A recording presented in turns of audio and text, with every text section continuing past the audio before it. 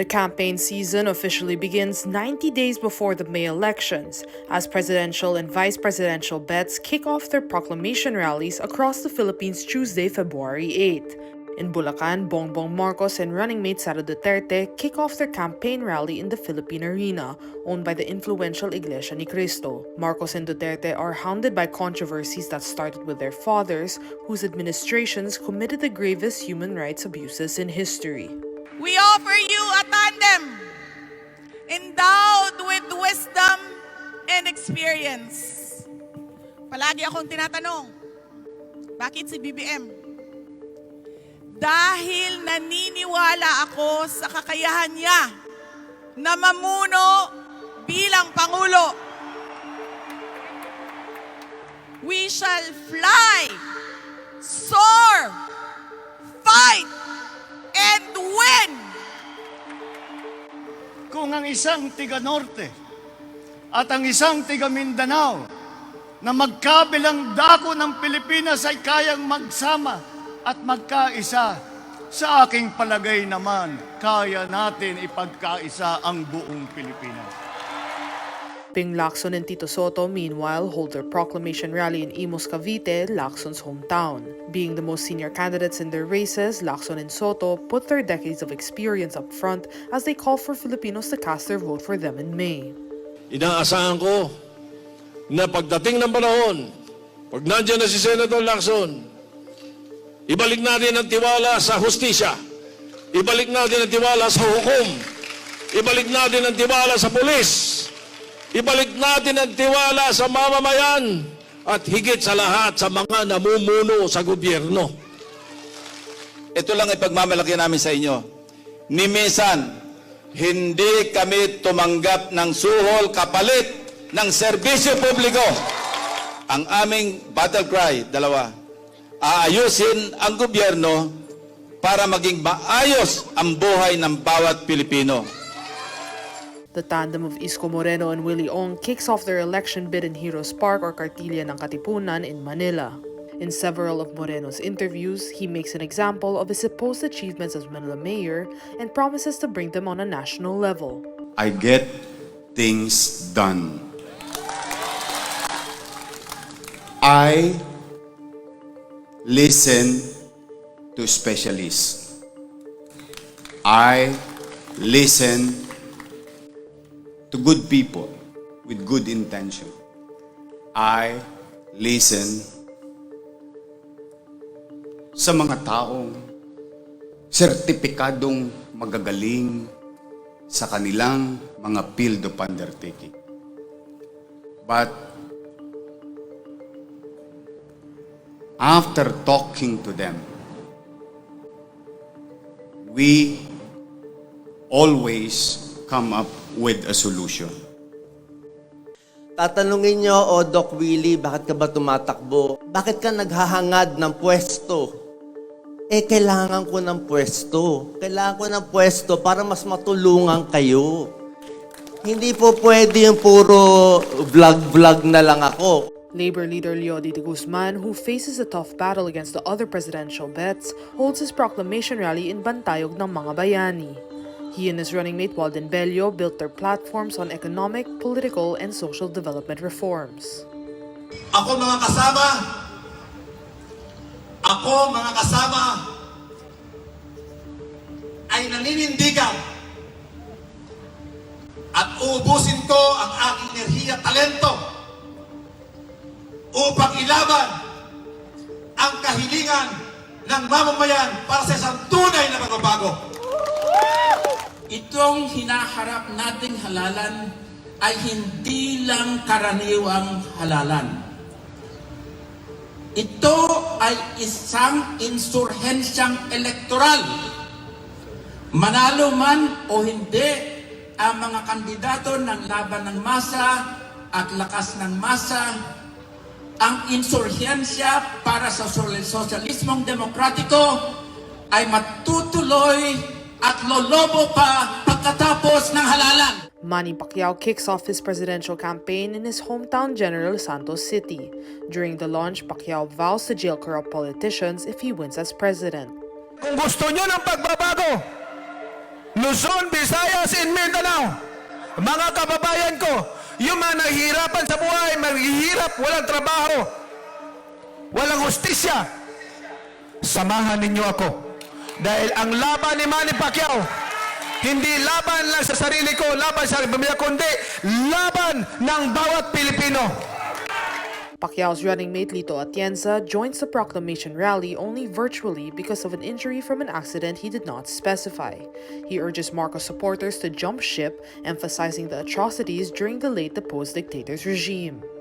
Nag-alala tayo once upon a time na pinakamatalinong Pilipino, pinakamatalinong abogado. Anong ginawa niya? Nilaspag niya ang kapanambayan. Kaya kayong mga BBM, sumapi na kayo sa kilusan namin. Meron din kami kilusan. BBM. Buong bansa. Money! Leni Robredo and her running mate Kiko Pangilinan launched their bids in Camarines Sur, Robredo's home province, in a star-studded event that promises to uplift the lives of Filipinos through the battle cry, Gobyernong Tapat, Angat Buhay Lahat. Sino ang mayroong solid track record? Sino ang matagal nang inuuna ang mga mahihirap, ang mga kapos, ang mga magsasaka at mangingisda? Sino? Sino? Walang iba at walang bahid na katiwalian ang tropang Robredo Pangilinan. Asahan na rin nating titindi pa ang laban. Hindi ako natatakot.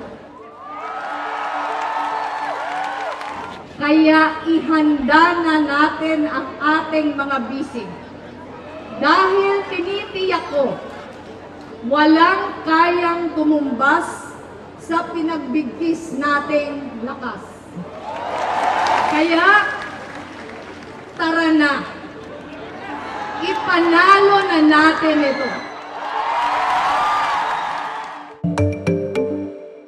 Presidential aspirant Bongbong Marcos insists his camp does not deploy troll farms and has not resorted to historical revisionism about his father's dictatorial rule. He also says he will not censor the media except when eradicating fake news, which he calls dangerous.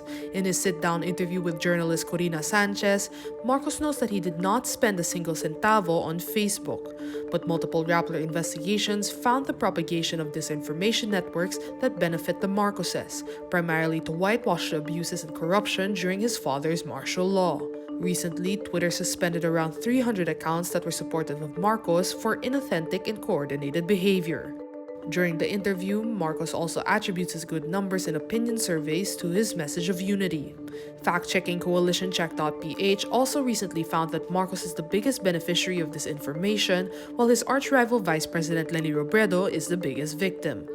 Asked about the closure of broadcast giant ABS-CBN in 2020, Marcos says it's up to Congress to determine if the network has passed the requirements to renew their franchise. The first time that ABS-CBN closed down was during martial law imposed by Marcos's father. In related news, Negros Occidental billionaire and former lawmaker Albi Benitez confirms he is supporting the candidacy of Marcos. Despite the family ties to Marcos, a political ally of Benitez says the move was rooted more in his affiliation with PDP Laban. Albi is the son of Jose Conrado Jolly Benitez, former First Lady Imelda Marcos's deputy at the Ministry of Human Settlements. The friend, who asked to remain anonymous, says some very close relatives of Albi are for Leni, so it's rather awkward for him. Benitez is running for mayor in Bacolod City. Need more context, clarity, and perspective? Get the full picture with Rappler Plus.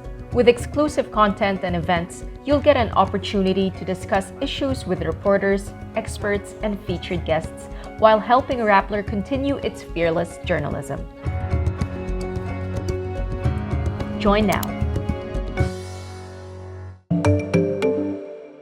Journalist Raissa Robles files complaints against notorious lawyer Larry Gadon over a vicious video sexually harassing the journalist.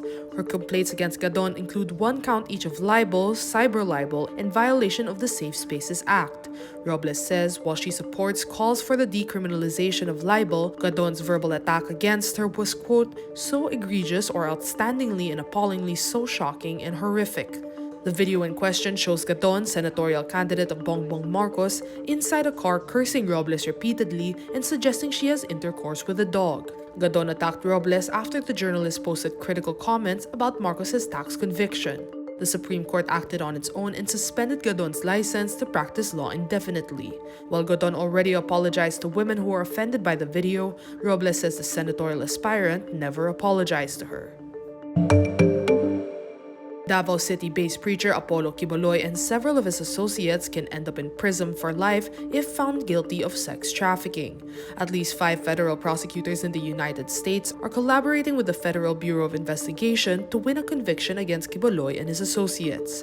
They are facing several charges, including sex trafficking, fraud and coercion, misuse of visas, bulk cash smuggling, and money laundering, among others. The FBI published on January 31 the wanted posters of Quiboloy and 2 others, a move criticized by the preacher's lawyers as unnecessary. Quiboloy's legal counsel Ferdinand Topacio claims the FBI's purpose was to humiliate and embarrass Quiboloy. The U.S. Attorney's Office in the Central District of California says the sex trafficking conspiracy alone, as alleged in the indictment, carries a statutory maximum penalty of life imprisonment. Each of the other charges in the indictment, such as additional fraud, cash smuggling, and money laundering offenses, carries statutory maximum penalties ranging from 5 to 20 years of imprisonment. Law groups and non-government organizations condemn Undersecretary Lorraine Badoy for vilifying fact-checkers such as Rappler and Verifiles. Badoy says the government's anti-communist task force intends to take legal action against Rappler for its alleged spread of disinformation that has brought and continues to bring great harm. Badoy also says the NTF-ELCAC will take legal action against Meta Platform's Facebook for allowing their fact-checkers, Rappler and Verifiles, to abuse the immense powers of this designation. The movement against disinformation says Badoy's manner and means of communication were unmistakably for the purpose of publicly intimidating, harassing, vilifying, and discrediting Rappler and Verifiles. The group adds Filipinos should never allow this public official to abuse the powers of her office in the guise of protecting the interests of the citizens. Badoy has repeatedly red-tagged Rappler over its articles that fact-checked her own false claims. Last year, she tagged Rappler as a friendly ally of the communists after the news organization debunked her post about the Lumad. Rappler advised Badoy to stick to facts and end her relentless habit of baseless red tagging.